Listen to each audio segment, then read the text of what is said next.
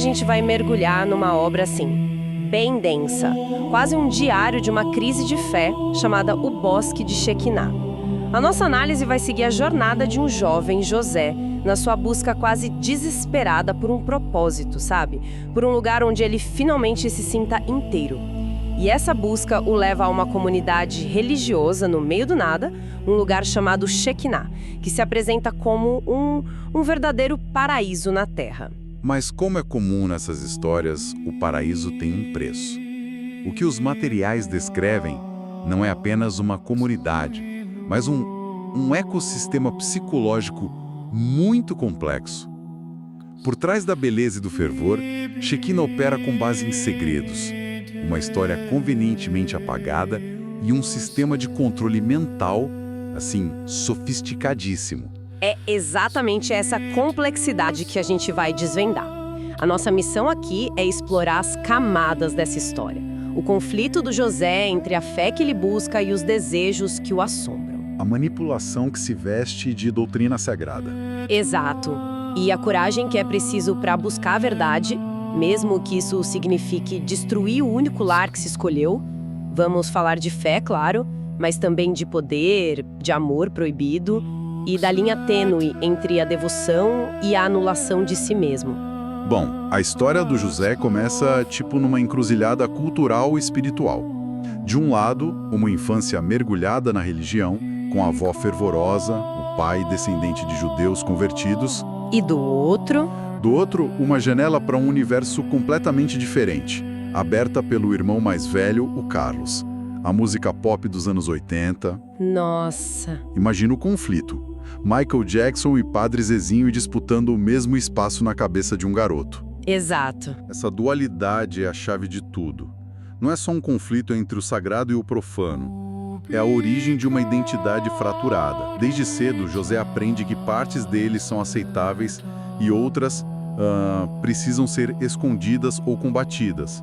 E essa vulnerabilidade é aprofundada por uma série de eventos que convencem ele de que há algo fundamentalmente errado com ele mesmo. Sim, a fonte descreve alguns momentos que são como golpes na formação dele. Primeiro, uma experiência sexual traumática e precoce com um primo, Felipe que quebra a inocência dele. Depois, já na adolescência, ele desenvolve uma paixão platônica por outro rapaz, o Douglas, na sacristia da igreja. É um sentimento que ele mistura com o sagrado, sabe? Quase uma devoção. E o que acontece? Acaba abruptamente. O Douglas decide ir para o seminário de Shekinah. Então, a primeira vez que ele sente uma conexão que parece pura, essa conexão é, aos olhos da fé dele, proibida. E o objeto do afeto dele escolhe o caminho da renúncia total. Sim. Isso só reforça a ideia de que o desejo dele é um obstáculo para a santidade. E a partir daí, ele tenta desesperadamente se encaixar no que ele considera normal. Ele tem um relacionamento com a Louise, uma bailarina de circo mais velha, que o leva a fugir de casa. Depois, um namoro casto com uma garota chamada Arielle, que desmorona porque a atração dele por outros rapazes, ele chama de seu espinho na carne, é simplesmente mais forte. Percebe o padrão? Cada tentativa de conexão com o mundo normal, fora da bolha religiosa, termina em fracasso, confusão ou dor. Pois é. Isso cria um vácuo imenso. Ele não está só procurando Deus, ele está fugindo de si mesmo, da identidade que ele sente que falhou em construir. O mundo lá fora não o acolheu e a própria natureza dele parece traí-lo. E é nesse estado de completa fragilidade que a grande tragédia da vida dele acontece. A morte do irmão. A morte do irmão Carlos, o portal dele para o mundo secular. Morre de forma súbita e violenta. A dor é avassaladora e o empurra de volta para o único lugar que parece oferecer consolo, a igreja. Só que agora não é mais um hábito de infância. É uma questão de sobrevivência. Exato. E é por isso que Shekinah se torna irresistível. Não é apenas uma comunidade, é a promessa de uma identidade de substituição. Oferece um recomeço absoluto, uma estrutura rígida onde ele não precisa mais tomar decisões. E uma teologia perversamente brilhante. Ela pega a maior fonte de vergonha dele, a sexualidade, e a reconfigura como um sacrifício, um dom a ser oferecido a Deus. Shekinah não promete curá-lo. Não. Promete dar um propósito sagrado à dor dele. É a oferta perfeita para alguém que se sente quebrado. A chegada dele à Shekinah é descrita como uma experiência, assim, sensorial avassaladora. A beleza do bosque de ipês amarelos, a arquitetura imponente da abadia. E logo no retiro de boas-vindas, ele tem uma experiência mística profunda. Ele sente o que eles chamam de Shekinah, a presença divina, e pela primeira vez na vida, ele se sente perdoado, limpo e aceito. Isso é uma tática clássica e muito eficaz. É uma espécie de love bombing espiritual, sabe? Como assim? A combinação da beleza estética do lugar com um clímax emocional intenso cria uma âncora psicológica poderosíssima. A partir desse momento, qualquer dúvida ou desconforto futuro será medido contra a memória dessa aceitação inicial. Prepara-se o terreno emocional para a doutrinação que virá. E a doutrinação vem personificada em duas figuras centrais. O irmão Elias, o superior, que é descrito como carismático, brilhante, mas com um olhar que parece medir e controlar tudo. Sei. E o seu braço direito, o irmão Eduardo, com aparência simpática, mas com uma eficiência fria, quase mecânica. No mesmo dia em que ele conhece essa estrutura de poder, ele conhece o Lorenzo. E o que é cruelmente irônico é que Shekinah, o lugar que prometia ser a solução para o desejo dele, o coloca na situação de maior tentação possível desde o primeiro minuto. Atração pelo Lorenzo é Instantânea, mútua e avassaladora. E para completar, eles são designados para dividir um mesmo beliche. Nossa! É um teste impossível, quase desenhado para que ele fale. E, assim, precise ainda mais da orientação de Elias. Exato. E logo começam a surgir rachaduras na fachada do paraíso. José, que é curioso, pergunta a Elias sobre o nome antigo da propriedade, Roshman, e sobre os monges cistercienses que viveram ali. E a reação dele? Desproporcional. Violenta. Ele diz que o que veio antes é entulho e esquecimento, e que a história deles começou do zero. E essa reação violenta é a parte mais reveladora. Não é uma simples preferência pelo novo, é um medo ativo do passado. O que isso indica? Indica que a história de Shekinah não é só irrelevante, ela é perigosa para a narrativa que o Elias construiu. A semente do segredo já está plantada ali. Um líder seguro de sua verdade não teme o passado. Um líder que constrói sobre uma mentira precisa apagá-lo. Outro sinal perturbador é um túmulo isolado no meio do bosque, o do irmão Felipe. A história oficial é que ele foi um mártir da fé, mas ninguém dá detalhes, sabe? Tem uma aura de segredo em torno da morte dele. Entendi. E a coisa fica ainda mais estranha com um ritual que me marcou muito na leitura. Elias ordena que todos os noviços tomem um banho nus, juntos, na cachoeira. Nus. Nus. Enquanto ele e o Eduardo observam, vestidos. A justificativa é que é um ato de purificação e humildade. Mas o que é fascinante aqui é a técnica. Não é apenas dominação, é a infantilização dos seguidores. Como assim? Ao forçar a nudez coletiva, o Elias os reduz a um estado pré-social, como crianças diante de um pai. Ele quebra não só a individualidade, mas a própria noção de agência adulta. É uma tática de despersonalização que a gente vê em muitos regimes totalitários, não só em cultos. Ele não está só testando a obediência. Não. Ele está reformatando a identidade deles, tornando-os intercambiáveis e dependentes. Essa demonstração de poder na cachoeira é só o começo. A manipulação se torna muito mais sistemática, quase científica, quando eles voltam para o grande salão para outro ritual. A atmosfera é toda construída para hipnotizar. Incenso, cantos repetitivos e um longo discurso de Elias. A retórica dele é brilhante e perversa. Ele redefine conceitos, a vergonha, a individualidade, a memória. Tudo isso é transformado em pecado, em egoísmo. E a nudez total, a exposição completa, é elevada à mais alta liturgia. Um ato de entrega a Deus que, na prática, é uma entrega a Ele. Ele usa a pressão do grupo para induzir um estado que a fonte descreve metaforicamente como esquizofrenia religiosa. Pode explicar melhor esse termo? Claro. Não é no sentido clínico, obviamente. A fonte usa a metáfora para ilustrar uma fratura na psique do indivíduo. A percepção da realidade se dissocia. Certo. De um lado você tem a lógica do mundo exterior, que diz que aquilo é humilhante e errado. Do outro, a verdade absoluta imposta pelo líder, que diz que aquilo é o caminho para a santidade. Para sobreviver nesse ambiente, a pessoa precisa reprimir a própria razão e adotar a lógica do culto. É uma cisão interna. E o ritual se desenrola em 2 fases. Primeiro, seguindo essa lógica, os noviços são convencidos a se despirem completamente, juntos no salão. É um ato de rendição coletiva. Depois, um por um, eles se ajoelham diante de Elias, que raspa as cabeças deles.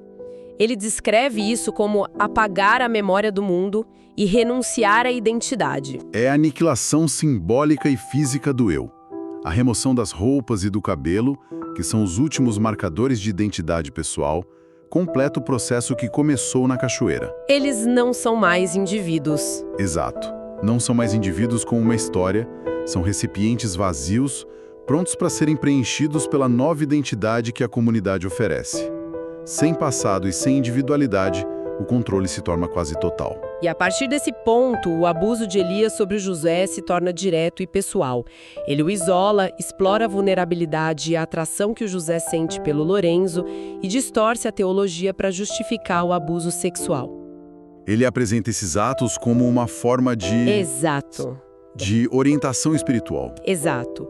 Uma cura para o espinho na carne de José, transformando o desejo dele num ato de obediência a Elias. O sistema de controle, que começou de forma psicológica e coletiva, agora se torna físico e individual. A doutrina da submissão total, construída passo a passo, serve como a ferramenta perfeita para o abuso de poder na sua forma mais íntima e destrutiva. O sagrado se torna um disfarce perfeito para o profano. Exatamente. Mas a manipulação psicológica e o abuso físico, por mais terríveis que sejam, ainda se baseiam numa fé distorcida.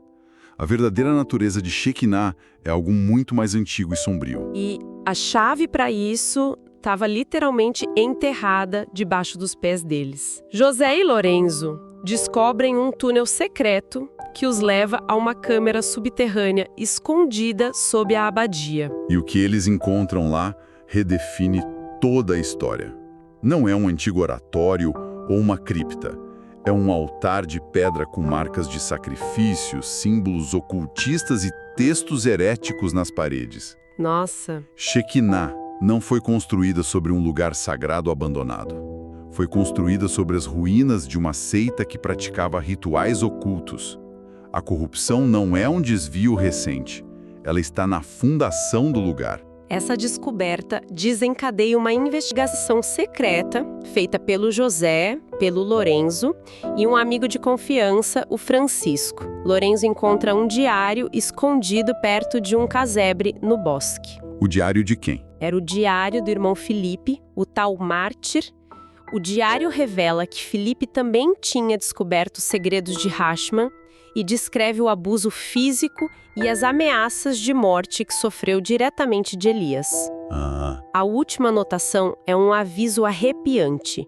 Se algo me acontecer, não foi acidente, foi Elias. Enquanto isso, o Francisco, que tinha algum acesso administrativo, descobre a outra face do segredo, a corrupção financeira. Dinheiro? Sim.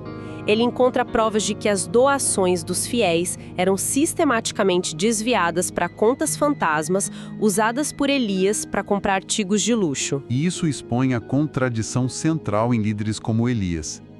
A busca por poder espiritual raramente existe sem um desejo por poder material. Faz sentido. A corrupção financeira não é um desvio do plano, é o objetivo final. A doutrina da renúncia que ele prega para os noviços é o que lhe permite acumular para si mesmo. O luxo é a recompensa privada pela piedade pública que ele vende. Com todas essas provas, o trio entende a verdade completa. Shekinah é uma farsa construída sobre heresia, assassinato e corrupção. O mártir foi, na verdade, silenciado. E o que eles fazem? Eles traçam um plano para expor tudo.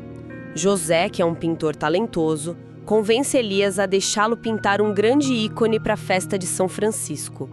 Secretamente, ele pinta uma obra subversiva. Um manifesto? Exato. Retratando a si mesmo e ao Lorenzo numa espécie de união sagrada. um manifesto de amor e verdade que seria revelado a todos. O plano era fugir logo em seguida. É um plano de alto risco, mas simbolicamente poderoso.